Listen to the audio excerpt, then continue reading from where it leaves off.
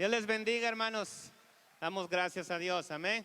Un día más, un viernes, pero es un viernes muy especial donde ya hemos llegado hasta este lugar para bendecir el nombre de nuestro Señor y Salvador Jesucristo, amén. Yo le digo, todo cristiano necesita del Espíritu Santo. Póngase de pie por un momento para entre los niños y vaya abriendo su Biblia en 1 de Samuel, capítulo 7, el versículo 1 en adelante. Tienen 1 de Samuel, capítulo 7.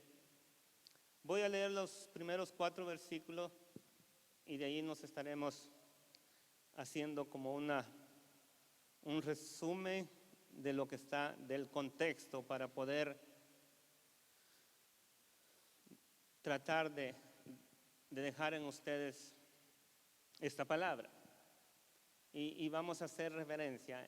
Le digo, voy a leer y después seguimos comentando. Dice la palabra de Dios. 1 de Samuel, capítulo 7, versículo 1.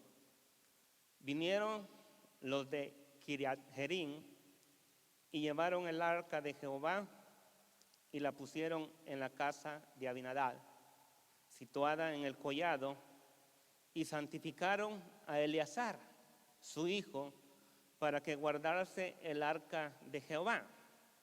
Desde el día que llegó el arca a Kiriat Jearim, pasaron muchos días, 20 años, y toda la casa de Israel lamentaba en pos de Jehová.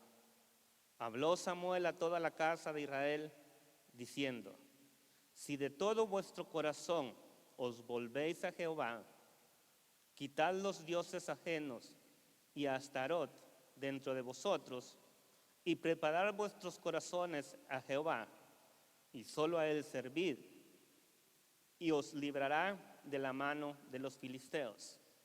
Entonces los hijos de Israel quitaron a los Baales y a Astarot y sirvieron solo a Jehová. Nosotros muchas veces, siéntese por favor, nos acomodamos a ciertas maneras de ser. Si nos acostumbramos a solo aplaudir, nunca decimos un gloria a Dios, un aleluya, un Cristo vive. Hay que glorificar a Dios con nuestras manos, pero también con nuestra boca, amén. Gloria a Jesús, aleluya. Como le decía, en esta semana alguien me llamó y me dijo estas palabras: hermano Walter, doy gracias a Dios por la palabra que ha traído esta semana. Ha sido de bendición a mi vida y yo le estaba orando a Dios para que usted nos predicara de esa manera. Y él me hizo mención de un pasaje que lo vamos a mirar acá, que nos va a ayudar a poder desarrollar el mensaje. Y le digo, cuando en cada uno de nosotros está el deseo de agradar a Dios, le digo, aún la palabra, por muy fuerte que sea, la recibimos con gozo, nos produce gozo en nuestro corazón, en nuestro espíritu, porque la palabra de Dios es para la bendición de nuestra alma, amén. Es para guiarnos, para poder caminar de una manera que le agrada a Dios. Y en los primeros 2 versículos que leímos, vemos que se menciona el arca, para no volver a oír de ella una palabra acerca de ella, excepto una excepción que es en el capítulo 14, versículo 18. De allí no se menciona más. ¿Sabe por cuántos años? 40 años más tarde no se mencionó el arca, sino en los pasajes que estuvimos compartiendo con ustedes allá en Crónicas capítulo 13, versículo 6. Entonces, vemos que fue mucho tiempo. Pero ¿qué sucedió? ¿Por qué el arca del pacto, la que representa la presencia de Dios, o donde se invocaba a Dios, terminó llegando a la casa de Abinadab? En el capítulo 4, yo le digo, tengo que hacer un resumen de todo el contexto para poder entender todo esto que quiero compartir. Y esta es la referencia siempre, que cuando aquí encontramos dos cosas. Cuando hay idolatría y hay pecado en las personas o en la iglesia, déjeme decirle que la presencia del Señor no se manifiesta como debe de ser. Y por eso este es un llamamiento a toda la iglesia a buscar la santidad. Porque sin santidad nadie verá al Señor. Y en el capítulo 4, versículo 1, estos versículos sí los tengo que leer, porque esto es lo que me dice. Ya los que conocemos un poco la historia, el sacerdote era el sacerdote Elí, pero también viene y nace Samuel de Ana. Ana le pide a Dios por un hijo y lo promete que si le da un hijo varón, ella se lo va a entregar. Y Ana cumple su promesa, se lo lleva al sacerdote y Samuel crece ahí en el templo, trabajando, sirviendo al Señor. Pero también se menciona que Elí tenía 2 hijos. Amén. Y dice que Samuel crecía y ministraba y en una ocasión el Señor se le aparece a Samuel y escucha la voz de Dios y él piensa que es Elí que le está hablando y él se levanta y le dice, Señor, ¿me hablaste? Y Elí entendió que era Dios que se le estaba hablando a Samuel y ya le dijo lo que tenía que hacer. Y cuando la 4ª vez oyó la voz, pues Samuel siguió las indicaciones y Dios le habló y le dejó saber lo que iba a acontecer con la casa de Elí, aunque Dios ya se lo había revelado a Elí. Y el capítulo 4 dice, y Samuel habló a todo Israel. Por aquel tiempo salió Israel a encontrar en batalla a los filisteos y acampó junto a Ebenezer. Y los filisteos acamparon en Afec. Y los filisteos presentaron la batalla a Israel. Y trabándose el combate, Israel fue vencido delante de los filisteos, los cuales hirieron en la batalla en el campo como a 4,000 hombres. Cuando volvió el pueblo al campamento, los ancianos de Israel dijeron, ¿por qué nos ha herido hoy Jehová delante de los filisteos? Y luego dijeron, traigamos a nosotros de Silo el arca del pacto de Jehová, para que viniendo entre nosotros nos salve de la mano de nuestros enemigos. Y envió el pueblo a Silo y trajeron de allá el arca del pacto de Jehová de los ejércitos que moraba entre los querubines. Y los 2 hijos de Elí, Ofni y Finés, estaban allí con el arca del pacto de Dios. Aconteció que cuando el arca del pacto de Jehová llegó al campamento, todo Israel gritó con tan grande júbilo que la tierra tembló. Cuando los filisteos oyeron la voz de júbilo, dijeron, ¿qué voz de gran júbilo es esta en el campamento de los hebreos? Y supieron que el arca de Jehová había sido traída al campamento. Y los filisteos tuvieron miedo porque decían, ha venido Dios al campamento, y dijeron, ay de nosotros, pues antes de ahora no fue así. Ay de nosotros, ¿quién nos librará de la mano de estos dioses poderosos? Estos son los dioses que hirieron a Egipto con toda plaga en el desierto. Esforzaos, oh filisteos, y ser hombres para que no sirváis a los hebreos como ellos os han servido a vosotros. Sed hombres y pelead. Y pelearon pues los filisteos y Israel fue vencido, y huyeron cada uno a sus tiendas, y fue hecha muy grande mortandad, pues cayeron de Israel 30,000 hombres de a pie. Y el arca del pacto fue tomada, y muerto los 2 hijos de Elí, Ofni y Finés. Y corriendo de la batalla, un hombre de Benjamín llegó el mismo día a Silo, rotos sus vestidos y tierra sobre su cabeza. Y cuando llegó aquí, Elí estaba sentado en una silla, vigilando junto al camino, porque su corazón estaba temblando por causa del arca de Dios. Hasta ahí lo vamos a dejar. Entonces, el pueblo de Dios sale a la batalla, como siempre, creyendo de que Dios los iba a dar la victoria. Pero en el pasaje que leímos dice claramente que, trabándose así, ellos fueron derrotados, fueron vencidos y se tuvieron que retirar. Y rápidamente se preguntaron, ¿por qué? ¿Por qué nos pasó esto? ¿O por qué Dios permitió hacer esto? ¿O por qué Él sucedió todo esto? Y muchas veces queremos encontrar soluciones fáciles a los problemas que causa nuestra desobediencia. Entonces ellos se reunieron y dijeron, pues vamos a hacer algo. Vamos a traer el arca del pacto para que esté con nosotros. Y lo hicieron. Y que dice que llegaron, ¿qué? Los dos hijos de Elí. Y trajeron el arca del pacto a donde estaban ellos. Y que cuando el pueblo de Israel vio que el arca había llegado, se regocijaron tanto, dieron tantos gritos de júbilo, como dice el pasaje, que hasta la tierra tembló.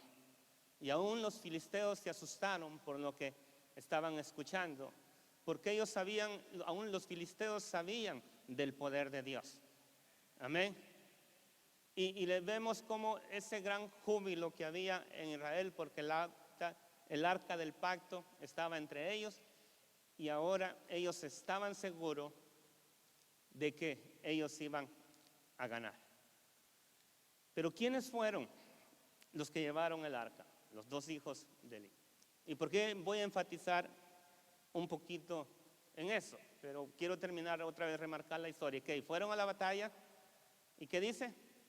Que fueron derrotados y que murieron miles de hombres. Y no solamente eso, sino que también el arca del pacto fue tomada y llevada por los filisteos. ¿Pero por qué? Si esa era la presencia de Dios, era donde se invocaba, ¿cómo es posible que ahora hasta el arca del pacto hubiese sido perdida? Y muchas veces nosotros, regresando un poquito, nos regocijamos cuando experimentamos la presencia de Dios y hacemos un júbilo hermoso y nos alegramos. Pero muchas veces nos olvidamos de algo, que nuestras vidas no están como deberían de estar, que los que ministran no están sus vidas como deben de estar.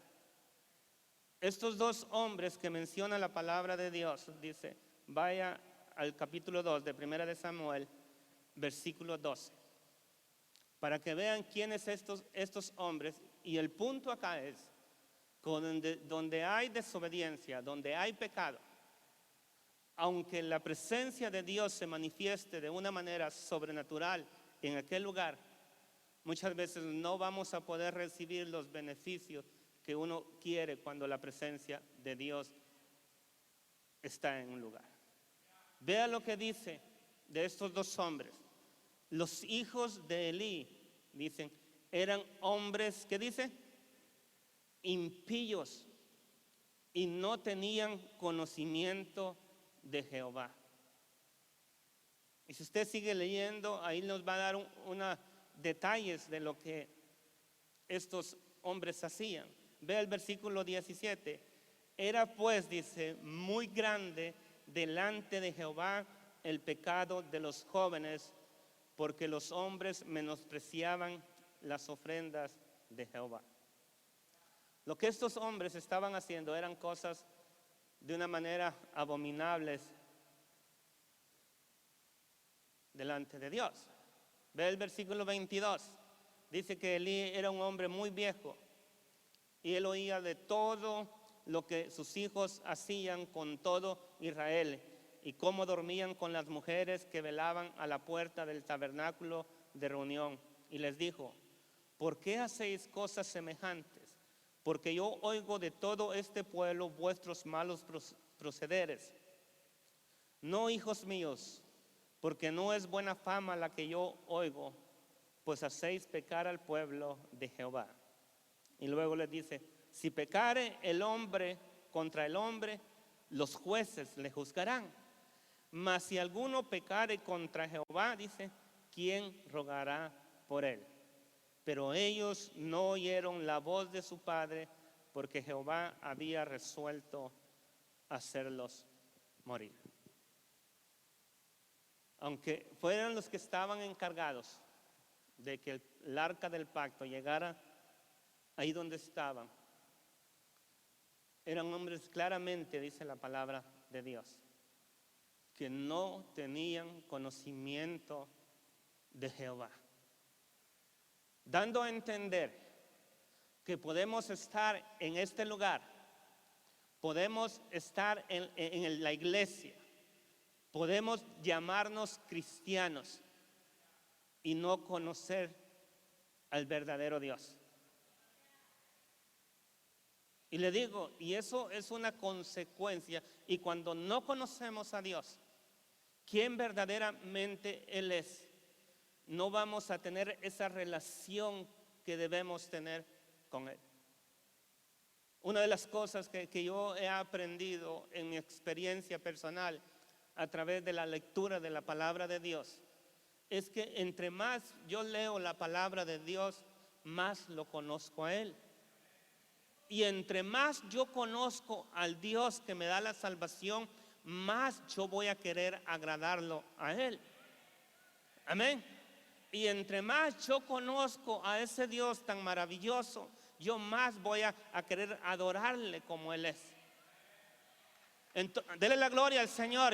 Yo creo que sí me estoy explicando. Entonces hay una necesidad de conocer a Dios. Hay una necesidad en nuestras vidas constante. Mire, porque le digo, cuando queremos adorarle por lo que Él es y como Él es, le digo, al leer su palabra de Dios, al leer la palabra, lo entendemos, lo conocemos y miramos cómo nosotros debemos acercarnos a Él. Porque le digo, pueda derramarse la presencia de Dios en este lugar. Y lo experimentamos.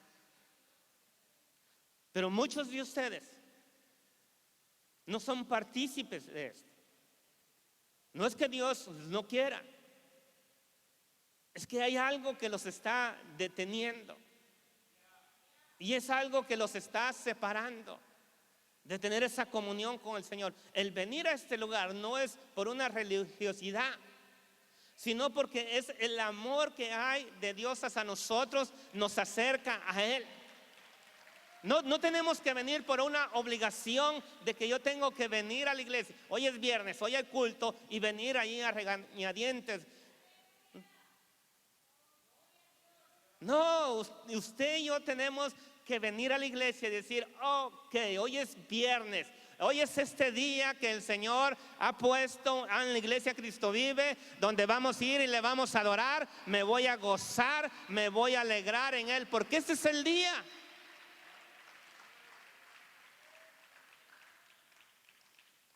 Vienen, salen a la lucha y son derrotados.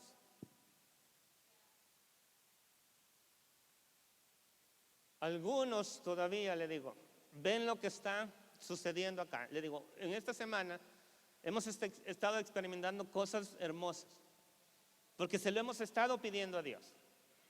Amén. Y no hemos estado pidiendo para nuestro deleite, hemos estado pidiendo para bendecir.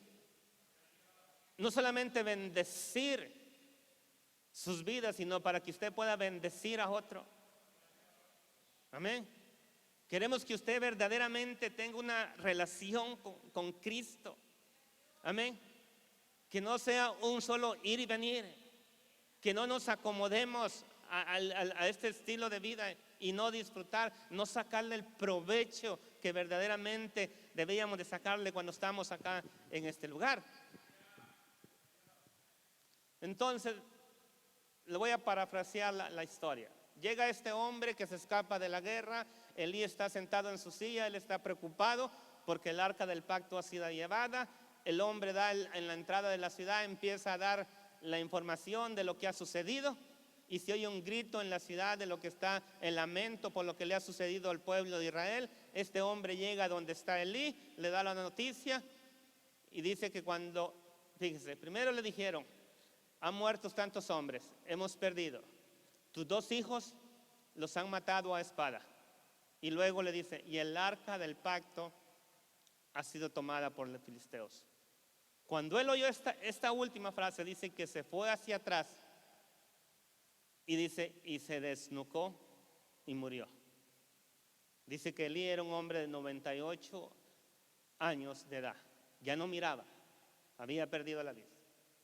Y no solamente sucedió todo eso, sino que la esposa de uno de los hijos de Elí dice que escuchó también todo esto.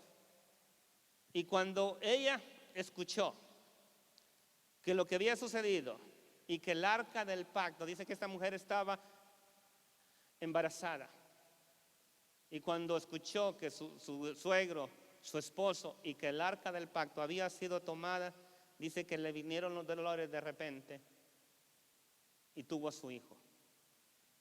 Y dice que le puso por nombre Icabod, diciendo: traspasada es la gloria de Israel.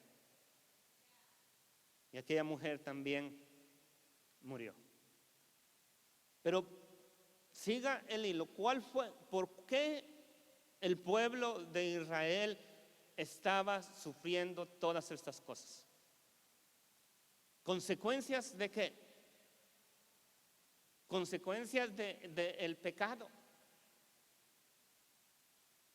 Todos nosotros, sin excepción de personas, sin excepción de miembros, sin excepción de posición, hemos sido llamados a la santificación.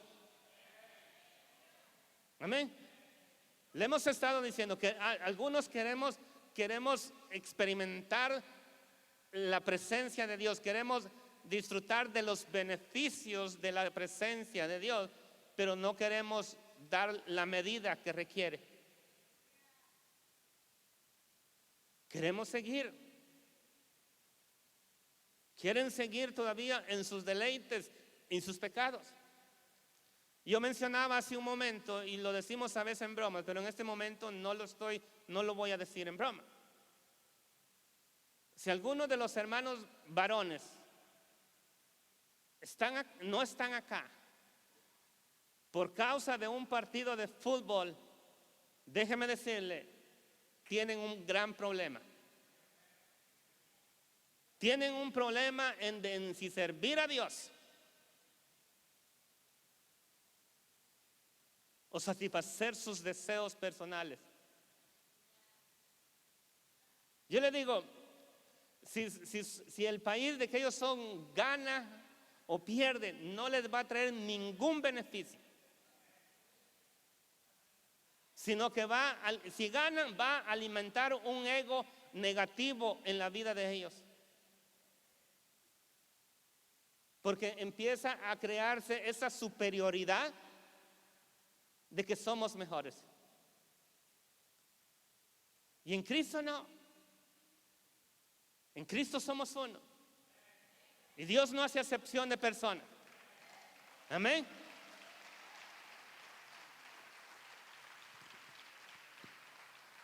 Yo no le estoy diciendo que ver un partido de fútbol es malo. Lo que le estoy diciendo es que si usted tiene que decidir entre venir a buscar de Dios y entre un partido, y si usted se prefiere quedarse viendo el fútbol, entonces sí hay un problema en su vida. Ahí se lo dicen a los hermanos que no vinieron. Sí, es que tenemos que ser realistas. Y le digo, pasamos por todo ese proceso y después queremos venir al siguiente culto. Y queremos venir a experimentar la presencia de Dios. Y cuando nuestra mente está todavía enfocada en otras cosas que si perdieron fue por causa del árbitro. Si ese era un penal, decía, pero no lo marcó el árbitro. ¿Cuántas veces? ¿Cuántas iglesias están derrotadas espiritualmente por falta de la verdadera consagración a Dios? Hay muchas, pero que Dios nos libre, amén, de caer en ese conformismo, que Dios nos libre. Yo le he dicho acá y se lo he dicho a algunos hermanos, el día que yo ya no le sirva a Dios, que Dios levante un varón mejor que yo para que lleve a la iglesia mucho más adelante, que les predique más fuerte que yo, para que ninguno de ustedes se pierda, sino que todos procedan al arrepentimiento. Amén. Porque déjeme decirle, puede haber mucho grito, puede haber mucho salto. Así como cuando llegó el arca dijeron, ahora sí, ya está el arca. Dice que gritaron de tal manera que la tierra tembló. Muchas veces confundimos las cosas. Yo le digo, gócese, pero que ese gozo no se le acabe al salir de esa puerta a cuando un hermano no lo salude. Yo le digo, yo me gozo en alabar al Señor. Ustedes nos han visto. Pero la verdadera presencia de Dios, el verdadero poder de Dios en una persona es aquella que sale de esa puerta y todavía sigue glorificando a Dios. Se tropieza con alguien, le dice algo, todavía sigue alabando a Dios. Llega a la casa, tal vez la esposa no está de buen humor, todavía sigue en la presencia de Dios. Amén. Ese es el poder de Dios, esa es la presencia de Dios que usted y yo necesitamos.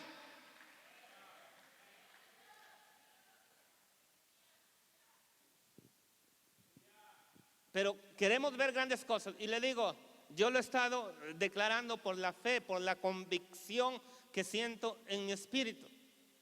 Dios va a hacer cosas grandes en medio de nosotros. Pero hay que preparar nuestros corazones. Amén. Hay que hacer las cosas que queremos, que debemos de hacer. ¿Y qué sucede? Entonces el arca del pacto es llevada. Porque no era que no estaba la presencia en el arca del pacto. Déjeme decirle, si usted sigue leyendo el pasaje, dice que los filisteos se la llevaron y la pusieron juntamente con los dioses de ellos. Y dice que a la mañana siguiente, cuando ellos vinieron, dice que el dios de ellos, Agabón, parece que se llama, dice que estaba postrado frente al arca del pacto. Y dice que los que ministraban ahí lo agarraron y lo volvieron a poner en su lugar. Y a la mañana siguiente lo volvieron a encontrar de la misma manera, pero esta vez dice que tenía la cabeza cortada y las palmas de la mano cortadas, pero estaba postrado frente al arca del pacto. Entonces el poder ahí estaba. Amén. El poder ahí estaba. El poder aquí está. Cristo está en este lugar. El Espíritu de Dios está en este lugar.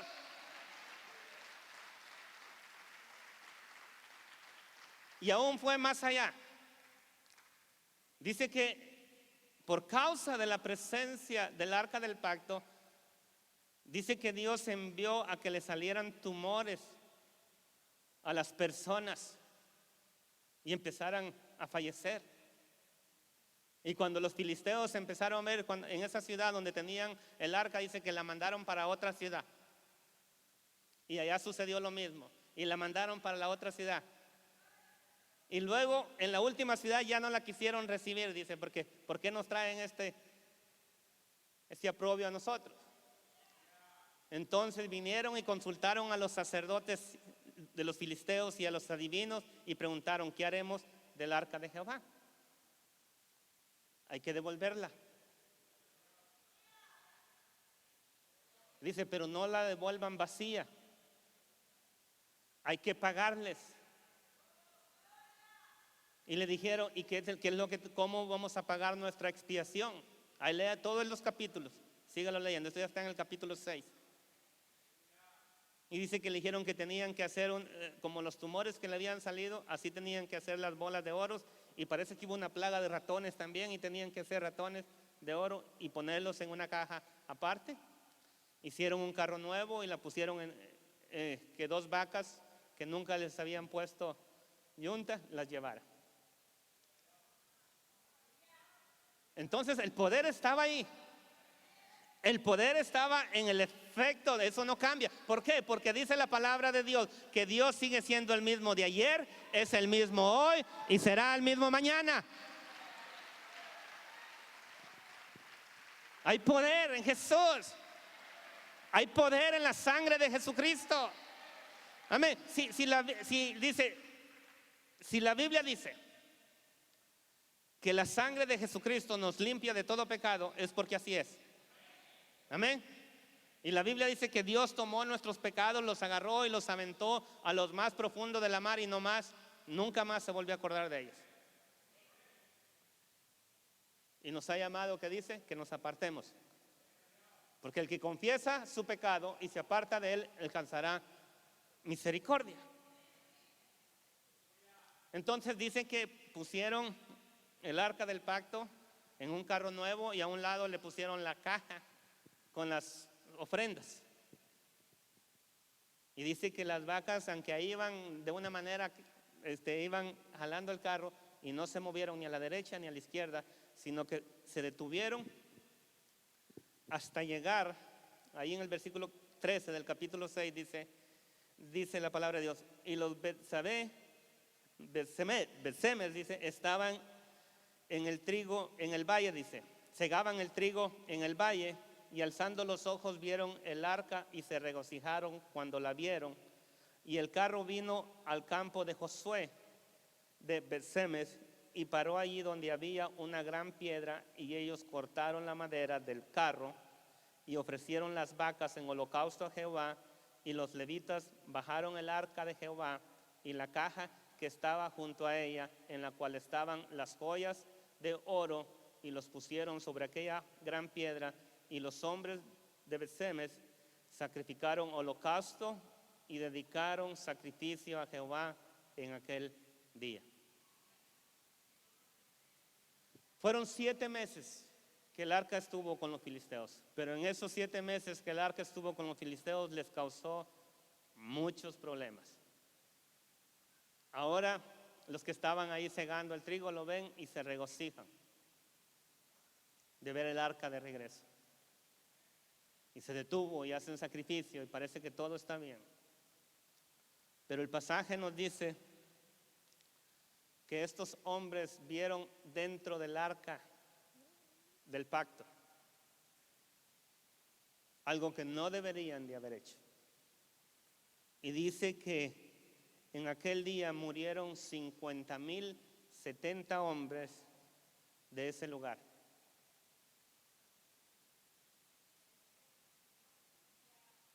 Hay que tener cuidado con la presencia de Dios. No le vaya a querer sacar un beneficio propio. No vaya a querer usar la presencia de Dios para cosas que Dios no le ha dado. Y cuando eso sucedió, los de Betsemes dice que mandaron a llamar, ahí fue donde entramos al capítulo 7, pero lo voy a leer el versículo 20 del capítulo 6. Y dijeron los de Betsemes: ¿quién podrá estar delante de Jehová el Dios Santo? ¿A quién subirá desde nosotros? Y enviaron mensajeros a los de habitantes de Kiriat Jearim, diciendo: los filisteos han devuelto el arca de Jehová. Descended pues y llevadla vosotros. Qué triste, qué lamentable. Hay algunos que estamos deseosos de la presencia del Señor y hay otros que la están despreciando. Y le digo, y eso mismo sucede entre nosotros. Hay algunos que están despreciando, no quieren saber nada de la presencia de Dios. Entonces yo hago esta pregunta: ¿verdaderamente amas tú a Dios? Porque si amamos a alguien, pero vamos a usar a Dios, si amamos a Dios, el deseo de nosotros es estar en una manera con Él, por decirlo de esa manera, en una relación continua, de estar más cerca de Él. Y cuando hablamos de ese pasaje, siempre me lleva la referencia de Apocalipsis, donde nos dice: he aquí, yo estoy a la puerta y llamo. El que abre la puerta, dice, entraré a él, cenaré con él y él conmigo. Fíjese la referencia que Jesús habla de una comida, una cena, dando a entender que Él quiere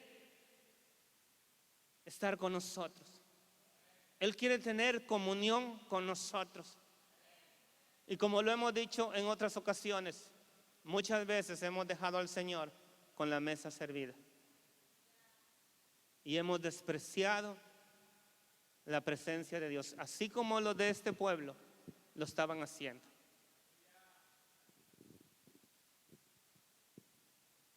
Y así fue como el arca del pacto, dice, vinieron los de Kiriat Jearim y llevaron el arca de Jehová y la pusieron en la casa de Abinadab, situada en el collado, y santificaron a Eleazar su hijo para que guardase el arca de Jehová. Dos cosas muy importantes. Cuando el arca llegó a los de Bet-Semes, no sé si lo pronuncio bien, ellos tenían el arca del pacto a la intemperie. No le dieron el lugar que merecía la presencia de Dios. Dice que la pusieron sobre aquella piedra grande. Muchas veces nosotros no le buscamos el lugar que merece la presencia de Dios. Y no encuentra un lugar en nosotros. Y por eso le decimos: tómenla ustedes. Y hay personas que cuando la presencia de Dios viene a su vida, lo primero que hace es buscarle ese lugar donde se va a acomodar de una manera muy especial, donde cerca de ti, en tu corazón. La casa de Eleazar, al parecer, estaba en lo más alto. Y vean lo que hicieron. No solamente lo llevaron a la casa. Eleazar era el hijo de Aminadab. Pero hicieron esto, dice que los santificaron. ¿Ve cómo es indispensable la santificación para que la presencia de Dios esté en nuestras vidas?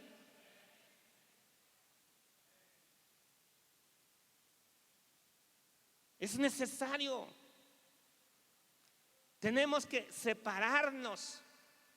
Tenemos que apartarnos de las cosas que contaminan nuestro cuerpo, que contaminan nuestro espíritu, que contaminan nuestra alma. Porque nuestra alma tiene sed de Dios. Amén, pero no de cualquier Dios, dijo el salmista. Mi alma tiene sed, pero del Dios vivo, de aquel que puede, el único que puede satisfacer la necesidad del alma.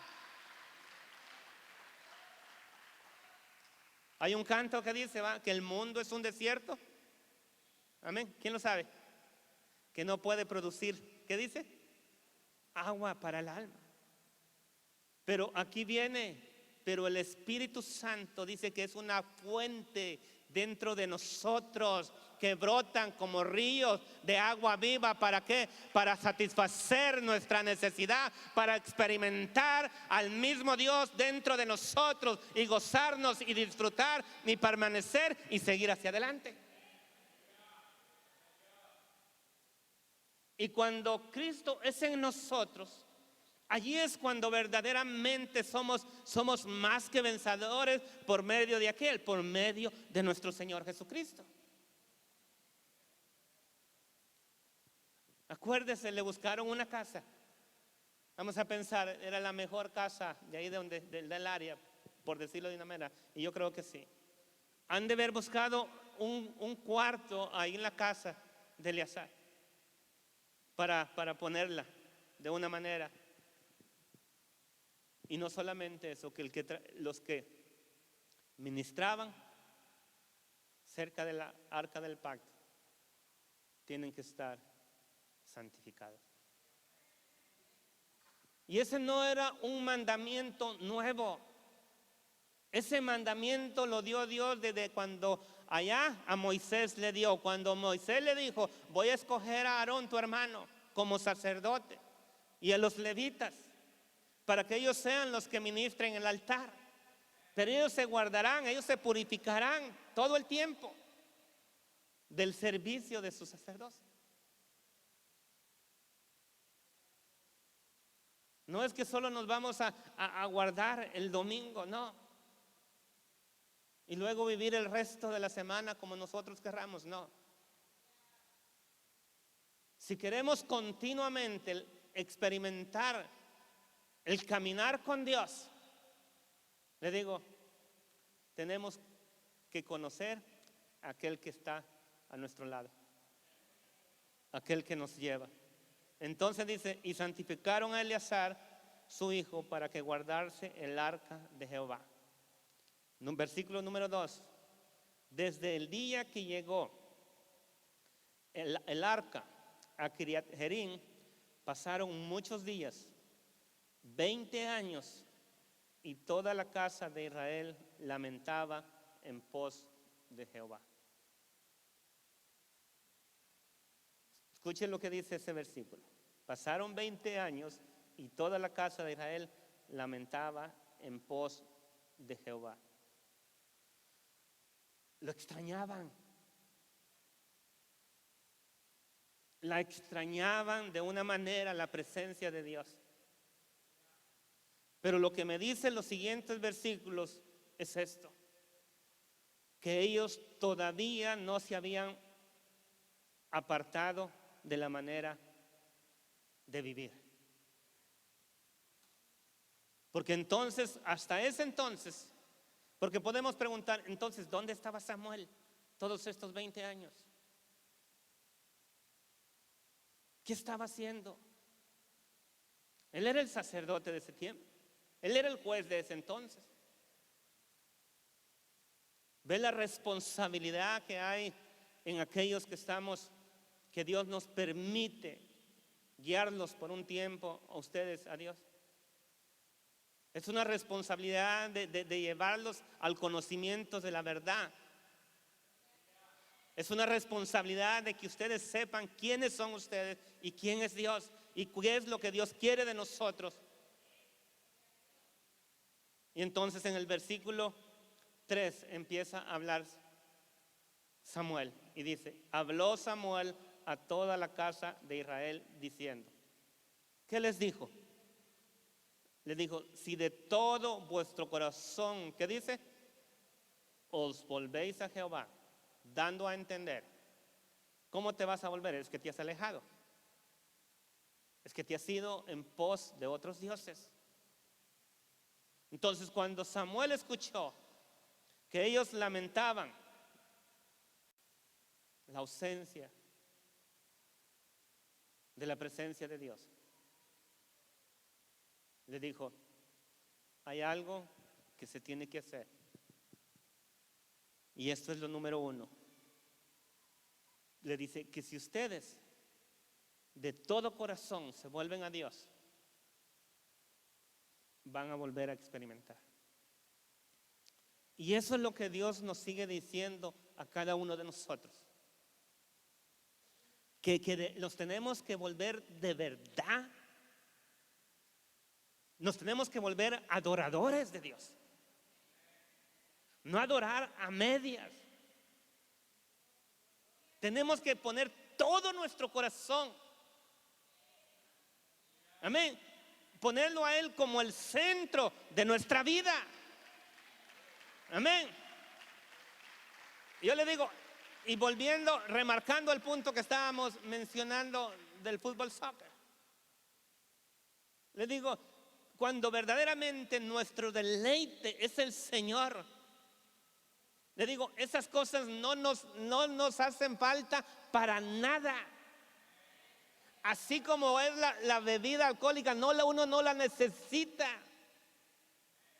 ¿Ok? Porque Dios suple toda nuestra necesidad interna y nos satisface de tal manera que no tengamos necesidad de nada más, sino solamente de su presencia, de experimentar su poder. Bendito sea nuestro Dios.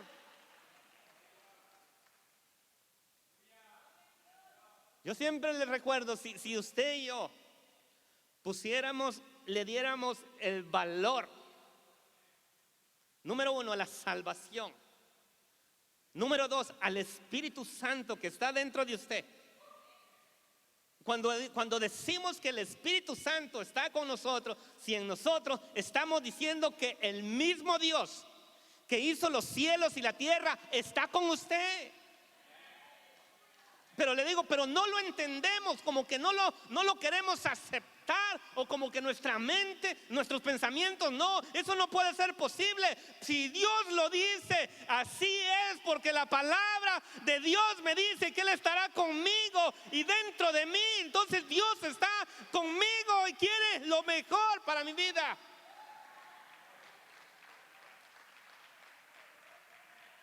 Pero si nosotros, si usted y yo creyéramos esa verdad, la vida de nosotros la viviéramos totalmente diferente de como la estamos viviendo.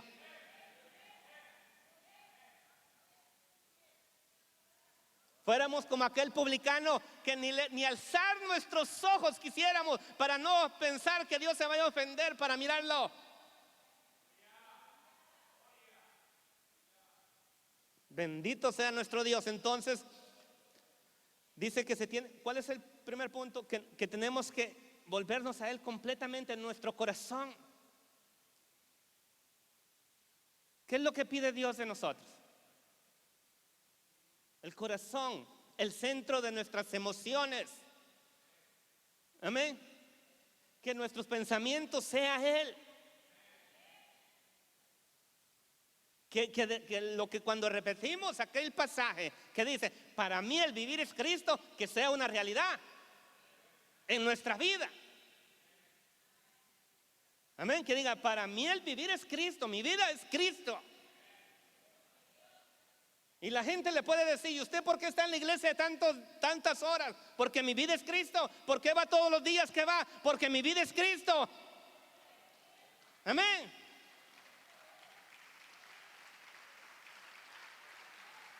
Ahí sí podemos decir, Cristo, Cristo, Cristo salva, Cristo sana, Cristo liberta, Cristo me satisface.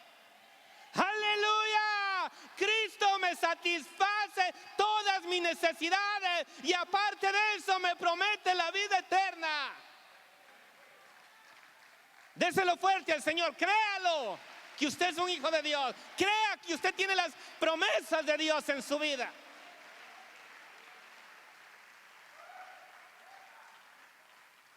Y si no experimentamos todo esto, es porque todavía no le hemos entregado nuestro corazón a Dios por completo. Dice, habló Samuel a toda y le dijo, si de todo, no dijo la mitad, no dijo el 50, no dijo el 75%, sino que dijo todo, vuestro corazón os volvéis a Jehová, dice, y luego le dice, quitad vosotros, dice, quitad los dioses ajenos. Quiere decir que el pueblo de Israel Era un pueblo que tenía otros dioses. Y la Biblia nos enseña a nosotros, ellos lo sabían, que el Dios que nosotros adoramos es un Dios celoso. Dios no quiere compartirlos con nadie. Dios no quiere, dice que Él su gloria no la comparte con nadie. Y Él no quiere que nosotros le demos la gloria a nadie más, sino que solamente a Él. Amén. Dice, quitad los dioses ajenos y Astarot dentro de vosotros. Ahora una pregunta personal. ¿Qué es lo que tú tienes que quitar de tu vida? ¿Qué es lo que se está interponiendo que tú no le entregues, no le des todo su corazón? Si ya lo recibiste como Señor y Salvador de tu vida, ahora tienes que, de una manera, dárselo ya todo.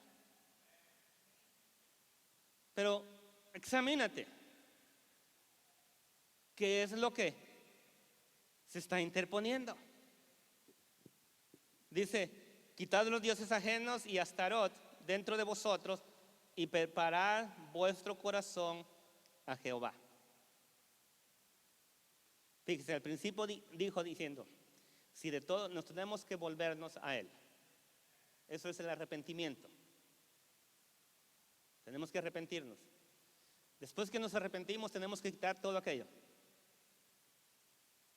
Y ahora preparar nuestro corazón. ¿Para quién? Para Dios. Y luego, ¿qué sucede? Mire. Y aquí es donde se remarca lo que le estamos diciendo. Y solo a Él servir. Y los librará de la mano de los filisteos. Hay muchos hermanos o cristianos que no pueden vencer ninguna tentación, nada. Cualquier enemigo, por muy pequeño o muy débil que sea, los vence. Y esta es la razón, lo que hemos estado compartiendo con que tienen otros dioses, que tienen otras cosas primordiales antes que a Dios, que en su corazón le han dado un lugar muy pequeño en el corazón a Dios, y Dios lo quiere todo.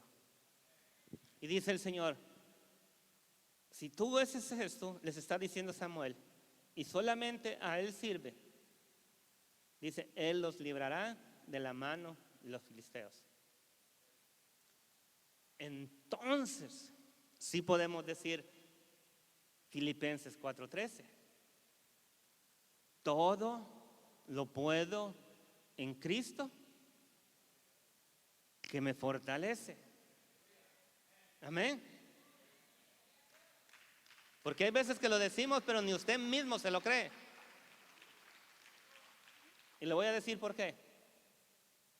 ¿Sabe por qué no se lo cree? Por causa del pecado que hay en su vida.